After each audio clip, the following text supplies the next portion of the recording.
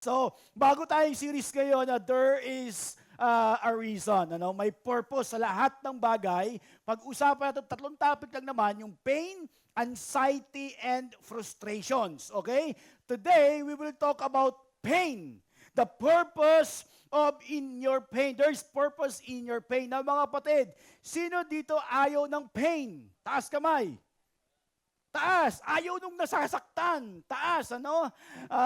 Yung mga bagay na, okay, na nasa, yung bang mga ayaw na iniiwasan natin lagi, okay? Sino dito bigo? Sa mga young people, bigo sa pag-ibig. Ayan. Mga meron ba? Meron? Meron? Okay? Sino dito mga binigo? Si Benji, si Jason, matagal nang mag-iwalay si Jason, So, sino sa mga mag-asawa or sa mga, sino yung mag-aaway? Si Jex, di pa yung mag-asawa, kakasal pa lang, nakalimutan ko ito rin mag-countdown, So, anyway, nakakatuwa kasi, itong series natin is very, very timely, Actually, mga kapatid, tingin sa akin, ang pain ay hindi natin problema. Okay? As long as alam mo ang purpose ng pain mo. Actually, lahat tayo gusto ng pain. Ang ayaw lang natin is hindi natin alam kung anong purpose ng pain. Like for example, mga kapatid, alam ko, di lahat sa atin yung tumatakbo. Tama? Sino lang gusto nagmamarathon? Tumatakbo, running. Okay? Masaya ba ang tumakbo? Okay, masaya ba tumakbo? Mahirap ba? Hindi. Mahirap, mga 21 kilometers, mga 50 kilometers, pero titiisin mo yung pain because alam mo yung purpose. Nakikita mo yung dulo ng ginagawa mo. Like for example, nag-gym ka, mahirap yan. Pero dahil pinipilit mong mag-gym, pinipilit mong tiisin yung hirap, dahil alam mo may purpose sa ginagawa mo. Yes or no? Yes! Like for example, nagda-diet ka. Sino nagda-diet ngayon dito? Ako, sinimulan ko ng kagabi. Okay, nag-chia seeds ako. Okay, tuwing umaga. Sarap.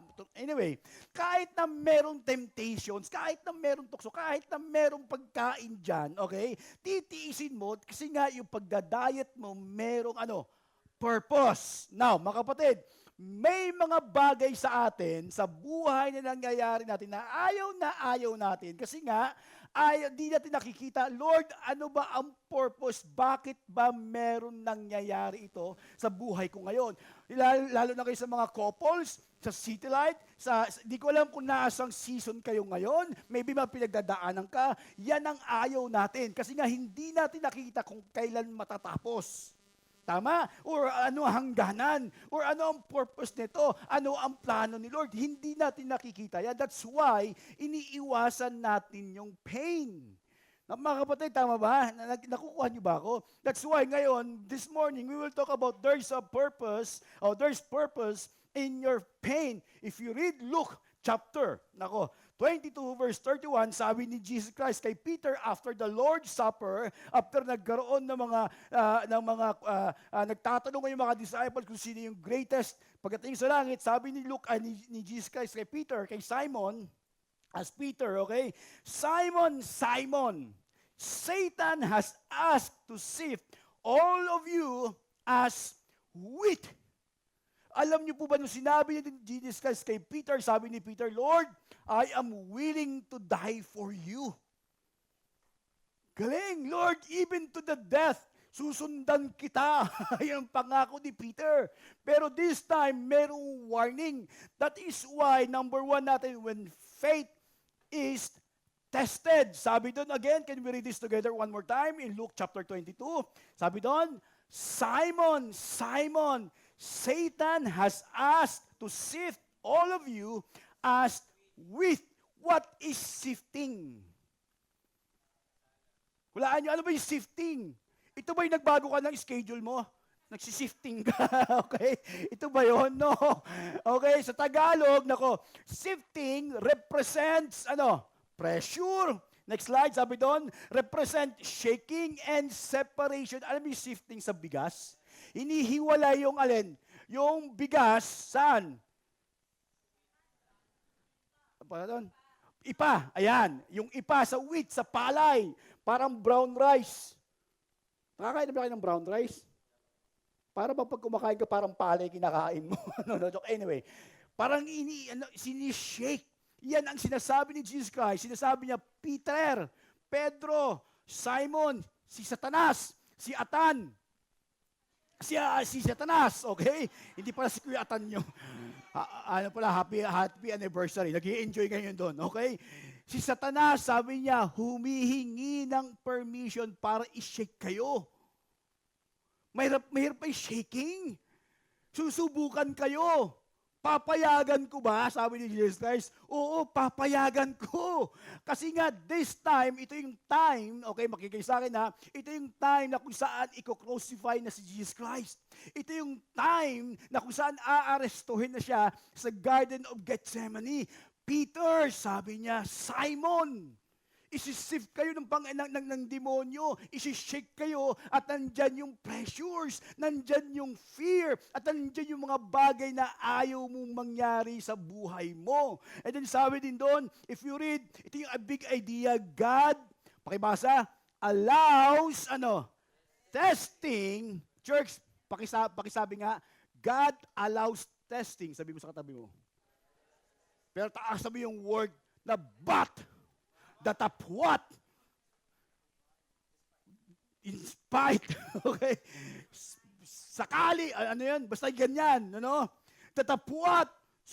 Subalit, He never abandons you, His purpose in it.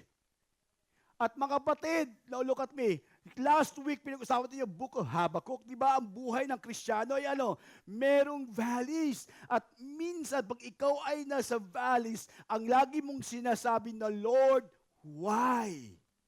And look at me, mga kapatid, hindi lahat ng testing, hindi lahat ng shaking, hindi lahat ng problema ay kagagawan mo, kundi ito ay galing sa Panginoon. Nagkakaintindihan tayo? May problema na kagagawan mo. Okay? Like for example, ginawa mo nakaraan, inaani mo na ngayon. Tama? Like for example, kain ka ng kain nakaraan, ngayon may diabetic ka na. Hindi yan testing galing sa Panginoon, pinili mo yan. Pero may mga testing, like for example, biglaan na alam mo na hindi mo naman ginawa.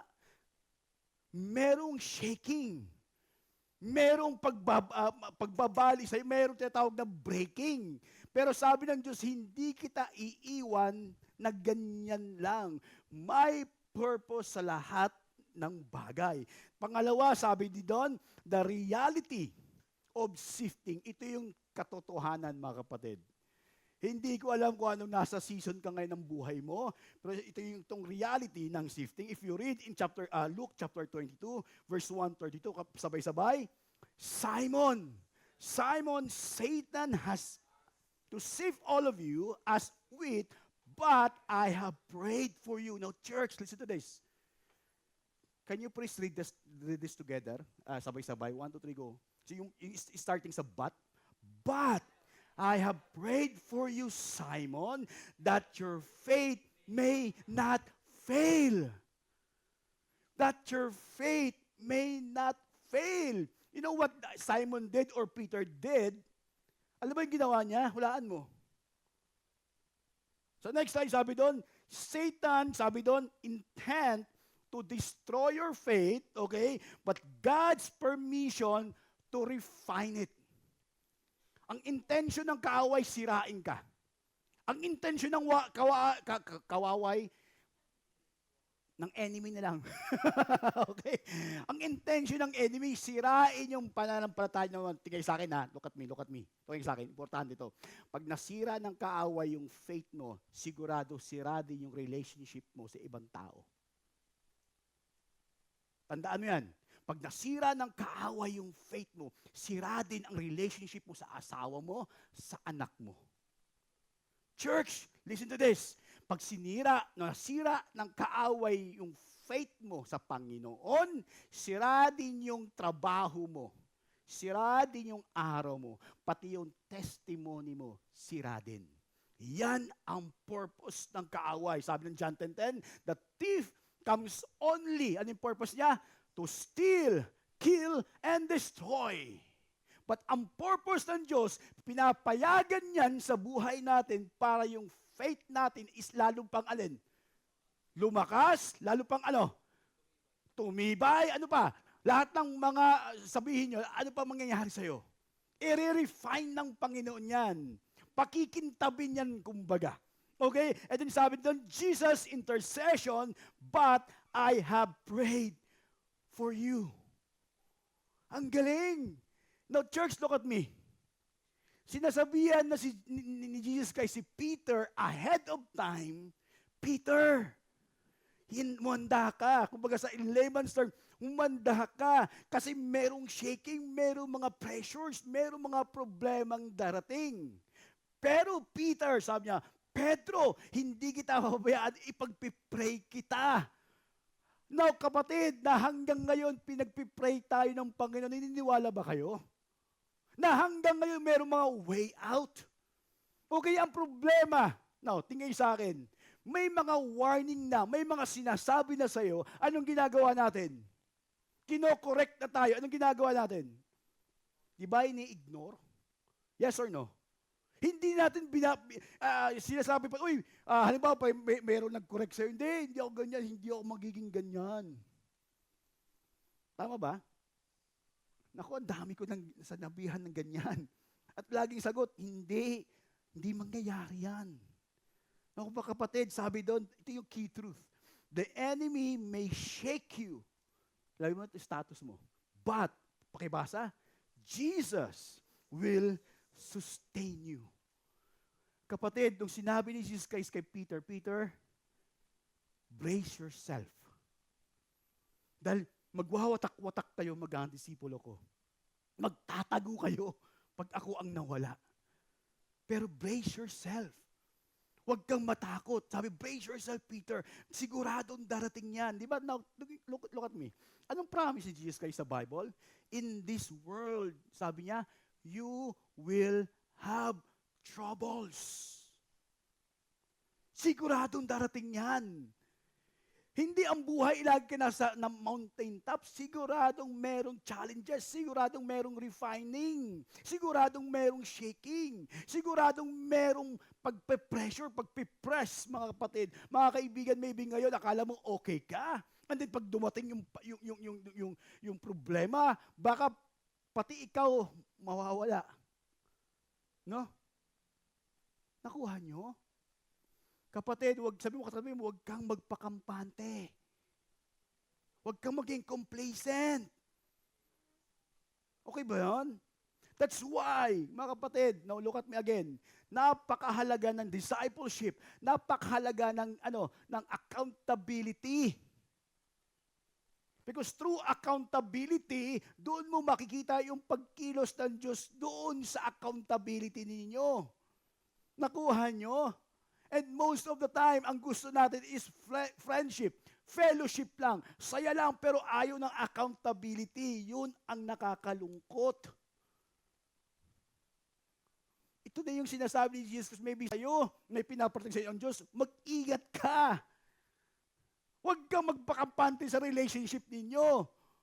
Okay, huwag kang matakot pag tinanong ka ng mga hard truth. Okay? Kasi yung iniiwasan natin, yung mga hard truth. Ayaw nating tanggapin na yung ating pagkakamali. Like Peter, sinabihan na siya mismo ni Jesus Christ, Peter, you will deny me 3 times. Sabi ni Peter, no, Lord.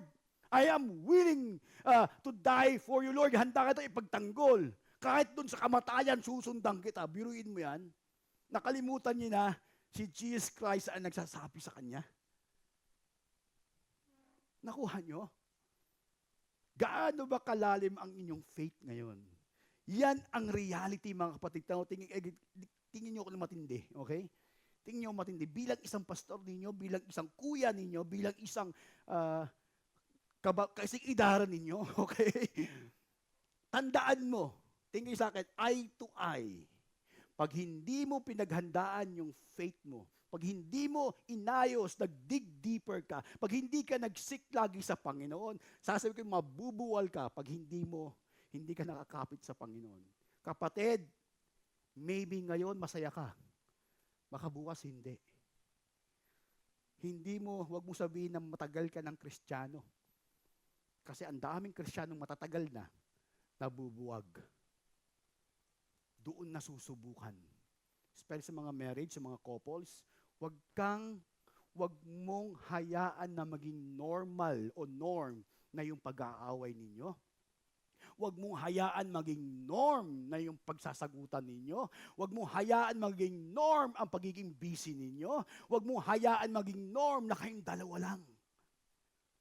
Yan ang sinasabi ng kaaway sa iyo. Gawin mong norm yan. Normal na yan. Kasi ganyan ang pinagsamahan nyo noon pa.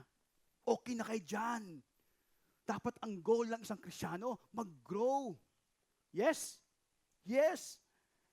Galing, di ba? Now, God, my God, church, God is telling you right now, maybe, kung si Jesus Christ magsabi sa inyo ngayon, uy, Mark, uy, Benji, uy, Ayi, uy, PB, uy. Sabi ni Satan sa akin, humingi ng permission, isi-shake kayo.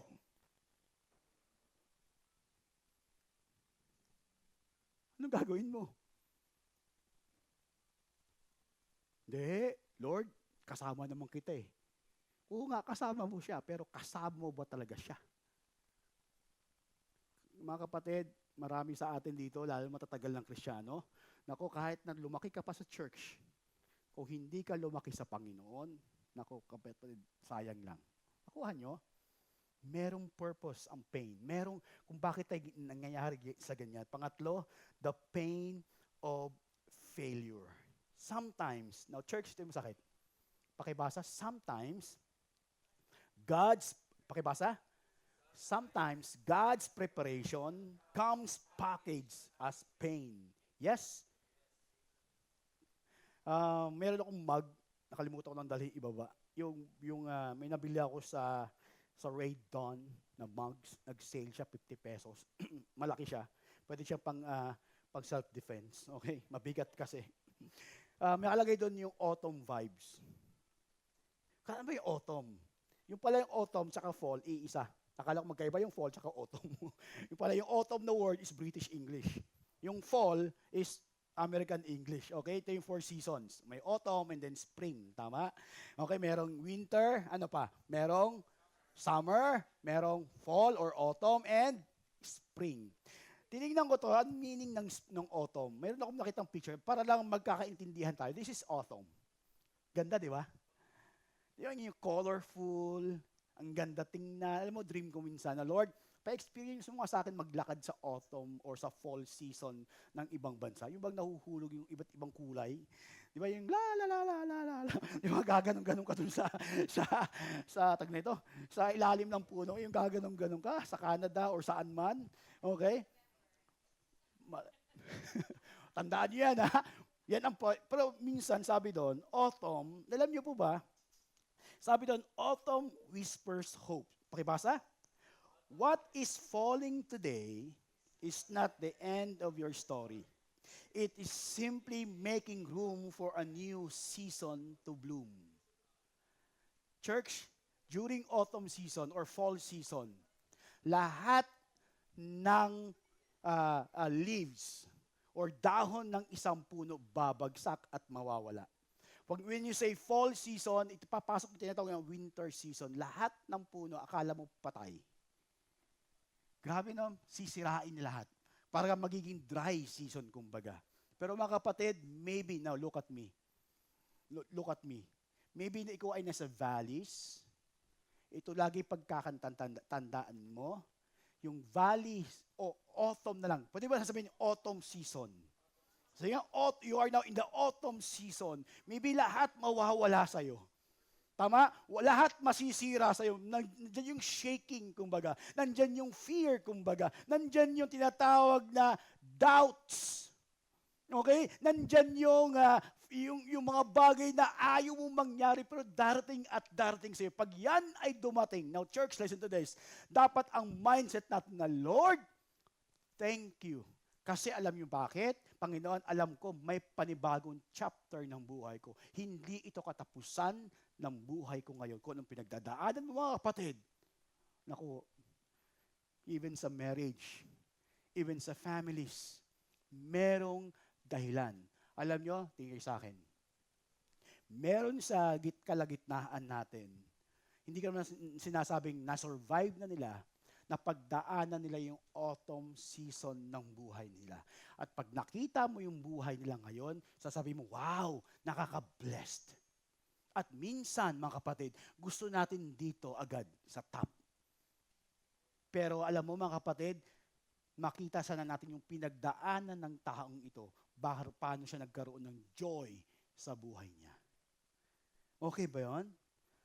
Alam mo, nandun ako sa seminar ng sa CGF, sa trainings, very grateful ako doon. Kasi nga, pag kinausap mo yung mga businessman like sila Henry C., sila Pastor Peter Tanchi, parang ang sarap ng buhay nila. Yung mga businessman na nandun. Tanong ko nga sa mga businessman, anong area sa buhay ninyo, sa palagay mo, na kailangan mo pang dumepende sa Panginoon?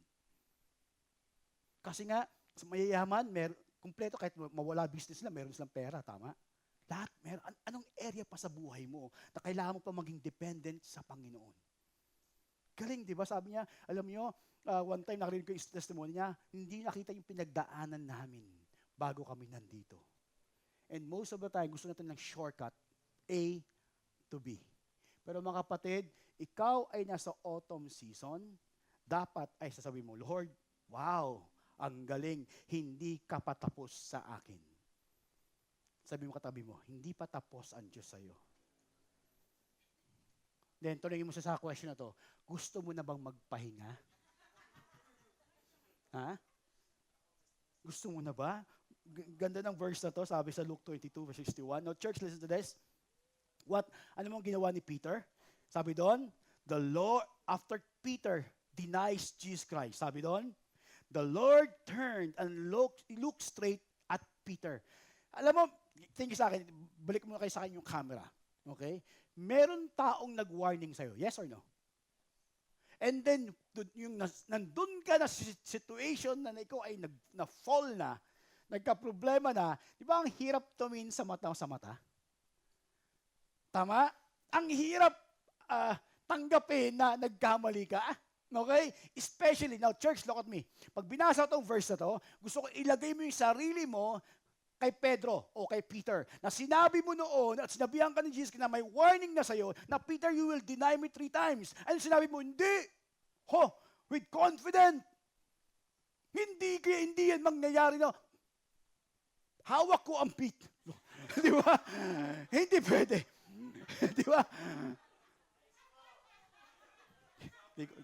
Hindi ko ma-shake dahil sabi, Lord, hindi, hawak ko. Di ba, hindi pwedeng mangyari yun. Di ba, meron na mga tao nag-warning sa'yo, hindi pwede. Pero this time, when Peter denied Jesus Christ 3 times, sabi niya doon, the Lord turned and looked straight at Peter. Then Peter remembered the word of the Lord. The word the Lord had spoken to him, before the roosters crows today, you will disown me 3 times. And he went outside and wept bitterly. Nung sinabi ng mga tao, kilala kita. Hindi no. Mga ganun, masyado kang confident din sa pagsisinungaling mo. Tama? Nung gaano ka confident si Peter na sinabi niya, Lord, I will never disown you. Or deny you. Or I'm willing to die for you. Pero ganun rin siya ka-confident and Lord, hindi ko siya kilala. 3 times. Can you imagine? Nung sinabi mo kay Jesus Christ, harap-harapan, eye to eye na, Lord, hindi kita iwan. Pero nagkamali ka, nagkita ulit kayo sa mata, at nagkamali ka. Ang madalas natin ginagawa, tumatakbo at umaalis tayo. Yes or no? That's why, sabi doon, nakilagay niyo to, Peter denies Jesus 3 times. Peter went outside, wept bitterly, felt broken, faced fear, and failure is real, painful, and humbling. Kapatid, now, tingin sa akin, parang autumn season mo sa buhay mo. Lahat mawawala. Friends mo. Mga taong mahal mo sa buhay. Mga taong ayaw mong matanggal or mga bagay na meron ka at kukunin ni Lord dyan para lang ma-refine yung faith mo, ano ang gagawin natin? Aalis ba tayo? Tatakbot ba tayo? O magkakaroon tayo ng self-pity? That's why ang ganda nito yung key truths. Even strong believers, pakibasa, can fall, but failure is not final. Nagkamali ka man ngayon. Kapatid, babangon ka rin, bumangon ka kasama si Kristo. Even ako, kami mga pastor dito, kagaya nyo din, nakakaramdam, baka ikat ulit yung ano ko. Okay? Naiinis ka rin, napapagod ka rin, nadidismaya ka din, nadidisappoint ka din, alam mo yun? Minsan, nasa isip din namin, mag-quit din kami, alam mo yun? Nararanasan ninyo. Kung problema nyo pera, ganun din kami. Kung problema nyo bayaran, ganun din kami. Kung problema nyo sa mag-aaral, ganun din kami. Kung saan ko paaralin yung mga anak ko. Mabuti na si aging ay pag-graduate na. Okay? Alam na this. Pwede na, magtrabaho, okay? Nakuha nyo? Mga kapatid, even Peter denies Christ 3 times. Even Peter, failed. Pero ang pinagkaiba ni Judas at saka ni Pedro, si Pedro merong repentance. Si Judas, wala. Kapatid, tingay sa akin. Pag ikaw ay nagkaroon ng failure sa buhay mo, nahuhulog ka sa kasalanan, na-shake yung faith mo. Now, kapatid, listen to this. Look at me. Tingay sa akin. Please, please, please. Sabi mo nga, please. Sabi mo, please. Maging open ka. Maging honest ka. I-accept mo na nagkamali ka. Kailangan mo ng fellowship. Kailangan mo ng advices. Kailangan mo ng mga good people. Kailangan mo ng mga Kristiyano sa paligid mo. Sabi mo nga, huwag kang lalayo.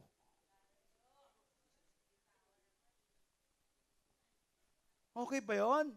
Ask for help. Alam mo, nakakatuwa sila Kuya Troy mo, sila Atan, sa Ate Joanne yung tama, na-disgrasya si Michael. Sa Ate Joanne mo, na-disgrasya si Michael. Okay? Nakakatuwa din, buntis pa. Sunod-sunod yung buhay nila. Okay? At susunod yung buhay nila. Susunod yung mga nangyayari sa buhay nila. And then, imagine mo yung dream niya is magkaroon ng bakasyon kasama yung mga nanay niya, kapatid niya, abroad, Hong Kong. Pagka-uwi, alam mo saan sa dumiretso? Hospital, kinabukasan. Dahil nga nabalian ng collarbone si Michael. Okay? And then, after nila malaki, church malaki. Sobra. Sabi ko nga, nandun ako sa hospital, mababa, ganito. Mababa, di marunong sa digits eh. Kasi malaki, mga 200 plus. Kasi operation. And then, sinusubukan ko i-shake yung faith nila. Kasi, sinusubukan ko magsisi. Sabi ni John, hindi, PJ, okay lang yan, at least buhay. Alam ko, God will provide. And then after how many days, pauwi na sila, check out na. Ngayon, nag-check-in ulit. Sabi mo, ginawa nilang staycation yung hospital. Dahil yung panganay nilang anak, nagkaroon naman ng sakit. Infection. Hindi ko alam sa ear. Okay? Sa ear naman. Stay na naman sila for another days. Staycation. Grabe, no? And then sabi ko, Joanne, kamusta kayo dyan? Alam mo, nakikita mo pa rin yung ngiti. Sabi niya, noon nag-usap kami, Kuya PJ, sabi niya, instead na awayin ko asawa ko, ba't yan hindi na lang kami magtulungan? Kasi wala namang magagawa yung pag-aaway. Tama? Ang sarap, di ba? Yung pag sinake ng Diyos yung faith mo, nasan ka ba? Lalo ka bang titindig kasama ang Panginoon? Lalo ka bang magiging malakas? Lalo ka ba magbabago yung perspective mo? Or, mawawala yung faith mo? Basahin natin ito sabay-sabay one more time. Even strong believers can fall, but failure is not final. Ang pang-apat, the purpose in the process. Gustong-gusto ko to. Sino may mga plato ngayon, baso? Napapansin niyo ba yung mga baso ang titibay kahit mainit, malamig, hindi nababasag agad? Kasi yung proseso niya, kung paano, ginawa ng isang potter sa kanyang clay. Did you ba alam tayo ang clay at ang Diyos ang ating alin? Potter. Ang galing ano? Nandun sabi din doon sa verse na to, church, sabay-sabay, see your pain from a perspective of purpose. See your pain from a perspective of purpose. Instead na magmukmuk ka dyan, alam ko pinagdadaanan. Pastor, di mo alam pinagdadaanan ko? Oo, alam ng Diyos yan. Okay? Hindi ko alam, pero alam ng Diyos yung ginagawa niya. Lord, pag nandiyon ka sa valleys, alam ko, Panginoon, hindi mo ko iwan, hindi mo ko pababayaan, pangako mo yan. Na Lord, siguro sa pinagdadaanan namin ngayon, kung anong meron kami ngayon, meron kong tinatanggal or inaayos sa karakter ko. Baka mali na yung karakter ko, baka mali yung perspective ko, baka mali na yung attitude ko. Panginoon, baka mali na yung priorities ko. Kaya mo ito ginagawa sa akin. Pakibasa doon, see your pain from a perspective of purpose. Now, the church, look at me. Di ba pag ikaw ay nasa problema or valleys, di ba ang hirap mag-isip? Yes? Parang gulong-gulo na. Okay? At minsan, masyado ka nang focus dun sa mga nangyari, hindi na dun sa plano ng Panginoon. Meron akong video ipapakita sa inyo. At nangyari to sa akin. Okay? Sabi nga ni Ate Ari mo, ano daw yun? Tagay ito? Ano ba sinabi mo sa akin? Nakamuta ko na. Yung video nila Michael and Joanne, papakita ko sa inyo para maintindihan nyo. Para bang parang unusual sa akin pag hindi ako nagkakamali minsan. Okay? Parang ganon. So, meron akong video papakita sa inyo. Masyado ako nakafocus doon kasi ako po ay barista. Okay? Pag sinabing barista, gumagawa ng kape. Pag nakatikwa yung kape ko, sasabihin ko sa iyo, hindi kayo makakatulog hanggang bukas. Okay? Papalabas ko itong video. At sana makita nyo din. Yung iba nakakita na to. Oh. Ready, set, go! Hello guys, this is the Ginger King. Halaka. Bakit? Hello. Girl.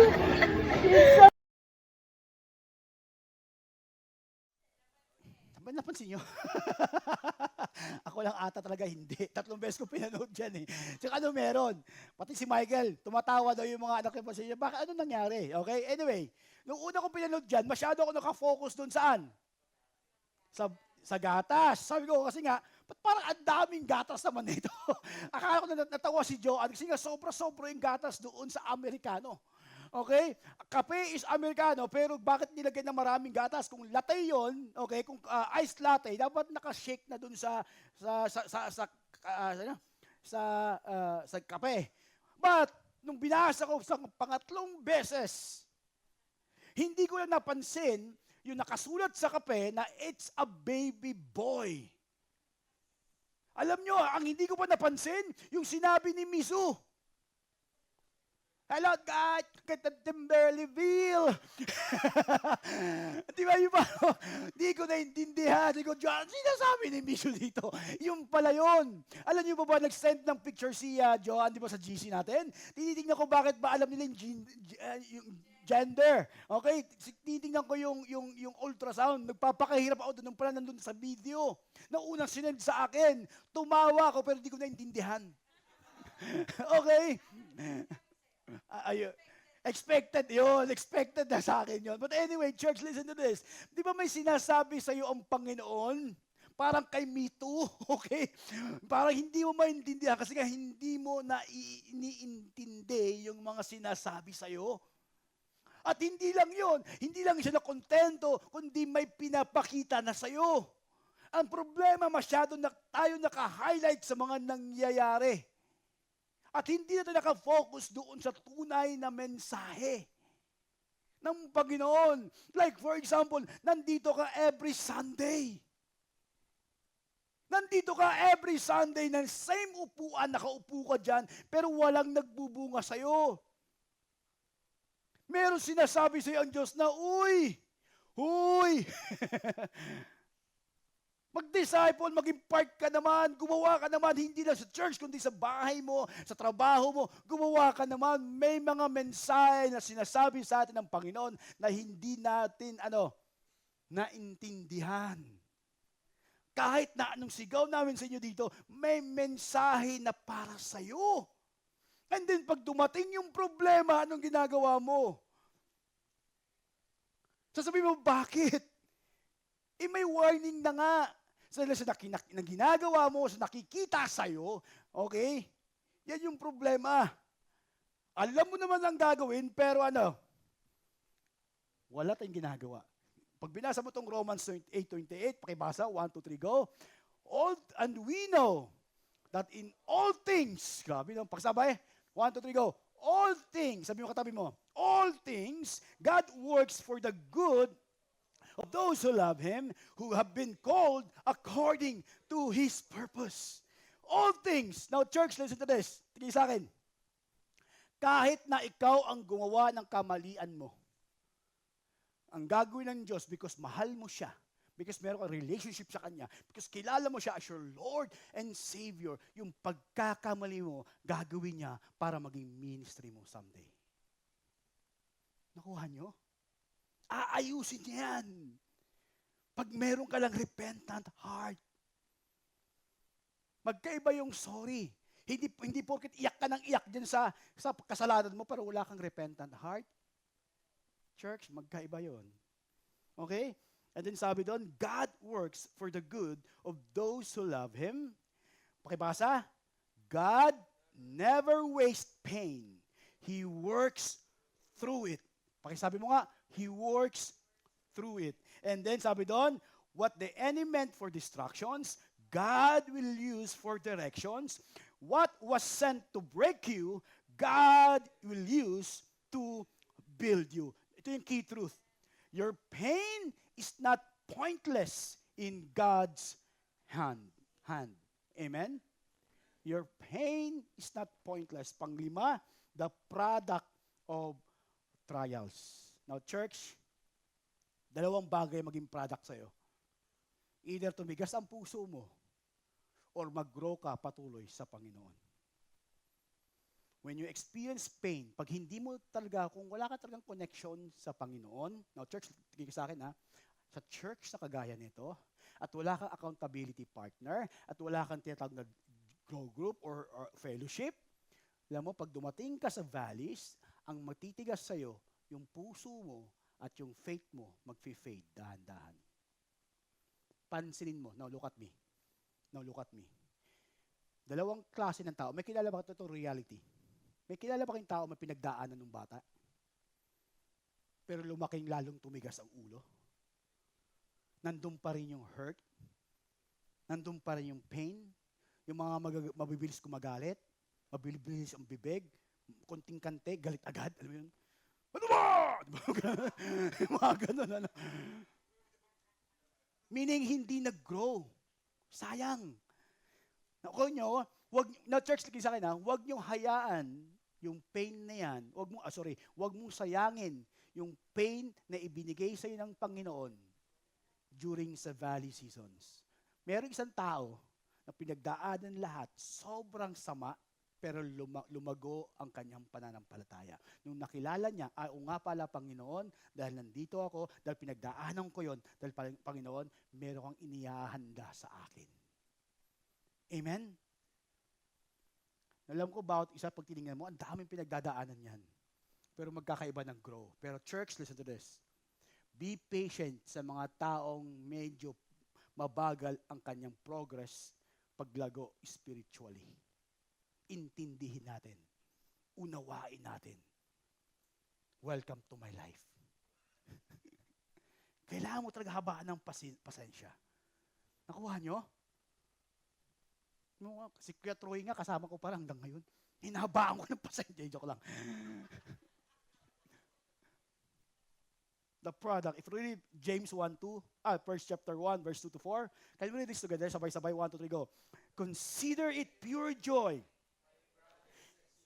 Whatever you face trials of many kinds, because you know that the testing of your faith produces perseverance. Let perseverance finish its work so that you may be mature and complete, not lacking anything. May assignment to you. Gusto ko himayin mo yung verse na yan. Bakit mo kailangan i-consider pure joy? Sinabi ni James. Alam mo sa panahon nito, sa panahon ni Paul, during yung kay Emperor Nero, grabe yung persecutions. If you read in the book of Philippians, be joyful, be joyful. 4 na beses sinabi ni Paul, be joyful, always. Rejoice.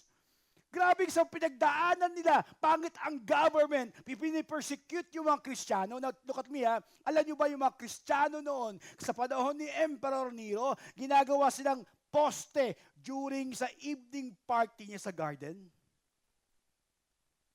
Google mo yan. Google nyo. But sabi ni James, consider it pure joy. Why? Because you know the reason why you are joyful sa lahat ng mangyayari because alam mo ang reason, alam mo ang mangyayari, alam mo yung magiging bunga because yung joy mo, pag kinonsider mo yan, magkakaroon ng yung faith mo will produce perseverance. Ano ba yung perseverance? Madali magsimula, yes. Pero pagdating sa gitna, pag maayaw mo na ang dami ng problema because of your perseverance, hindi ka mag-quit. Meron kang hope. Merong pag-asa. Laging merong liwanag sa dulo ng tunnel. Kapatid, yun ang perseverance. Nandito tayo sa mundo, hindi para magyaman, magyabang. Nandito tayo para ayusin yung ating karakter para sa pinakamagandang reward sa langit. Consider it pure joy. Sabi doon, so that you may be, mature and complete, not lacking anything. Trials produce perseverance. Paano ba to? Perseverance, hirap ka sa R at S, okay? Tulungan niyo ako. Pangalawa, leads to maturity and completeness. God is more interested in your growth than comfort. And panglima, ito yung maganda, the restoration and assignment. Gusto ko itong puno na to. Sa isang puno, ang daming bunga, no? Iba-iba klase. Parang fruit of the Holy Spirit. May joy, may gentleness. If you read in Luke chapter 22, verse 31, now church, listen to this. Simon, sabay-sabay, 1, 2, 3, go. Simon, Simon, Satan has asked to sift all of you as wheat, but I have prayed for you, Simon, that your faith may not fail. And when you have turned back, now church, when you have turned back, strengthens your brothers. Sabi doon, when you have turned back, strengthen your brothers. Now church, listen to this. Jesus already, planned Peter's restoration, and failures become a platform for ministry. Now, church, now listen to this. Ito yung kagandahan kay Jesus Christ. Now, tingin sa akin Pag binasa mo yung verse na yan, sinabi niya, Simon. Sabi ni Satan, i-shake kayo. Simon, alam ko, i-deny mo ako 3 times. Pero Simon, pinagpipray kita. At Simon, pag ikaw ay bumalik, restore or strengthen mo yung mga kapatiran mo. Kapatid, ngayon pa lang, bago ka pala magkamali at alam ng Diyos na magkakamali ka at alam ng Diyos na mahuhulog ka sa kasalanan, pero sinabi ng Diyos, huwag kang mag-alala, huwag kang matakot hanggat nandiyan ka, hanggat hindi mo nakikita na yung story na yan, yung kwentong na yan ay tungkol sa akin, hindi na about sa'yo. Pag nakita ko yung repentant heart mo, no, kapatid, mga kaibigan, yung pinagdadaanan mo ngayon, yan ang magiging ministry mo para sa ibang tao na kagaya ng pinagdadaanan mo. Nakuha nyo? Ang galing! God is already planned para sa restoration mo. Strengthen your brothers. Hindi porket nagkamali ka, masamang tao ka na. So, si tonight, wala naman nagkukontempt sa'yo dito. Pangit ka nga lang. Hindi, joke lang. Masakit, masasaktan kami. Para nauutol ako ngayon. Okay? tumataas ata sugar ko. Anyway. Pero church, listen to this. Pag ikaw nagkamali, alam mo, yayakapin ka pa rin namin. Ang lagi itong sinasabi sa mga taong nahuhulog sa kasalanan o sa mga taong nagka-problema, nagkaroon ng failure. Alam mo, pag yan ay na-overcome mo, pag yan ay nakita mo yung purpose, gagamitin mismo ni Lord yan yung problema mo para sa mga taong may ganyan problema din. Magiging minister mo yan, minister ka sa kanila. Nakuha nyo? Ang galing, di ba? Is God good? All the time, God is good. Now, tingin sa akin, tingin mo ba magkakasala ka? Tingin mo katabi mo. Di ba? Sigurado yan. Possible. Positive, pastor. Sigurado. Pero sabi mo sa kanya, kapatid, sabi mo nga sa kapatid, kahit na nagkasala ka, sabi mo, kahit nagkasala ka, bigyan ka namin ng time para magkaroon ka ng healing, bigyan ka namin ng time para maayos ka, pero kapatid, sabi mo, nandito lang ako. Katulong mo. And key truth, God restores you, not just for you. Alam mo, maganda to. Sabi mo nga, sabi mo katabi mo, restores you, not just for you, but for others. Alam niyo, mga kapatid, sa dami ko ng pinagdaanan na problema, simula nung bata kami, nagkaroon ng broken families, and then nagkaroon ng mga tragedy sa buhay. Alam mo, ginagamit kayo ni Lord, yung ministry ko, yung pinagdaanan ko, unang-una, sa simbahan na to. Hindi ko akalain na balang araw tatayo ako dito para maging pastor niyo. Ngayon ko lang nakita yung big pictures. Balang araw, sabihin mo, Lord, kaya pala. Gusto niyo ba yon? Lord, kaya pala. Now, Lord, because of that, hawak ko ngayon ang bit. Diba? Hindi ko kayo iiwan, Panginoon. And then sabi din doon, don't just what? See life. Pakibasa? Don't just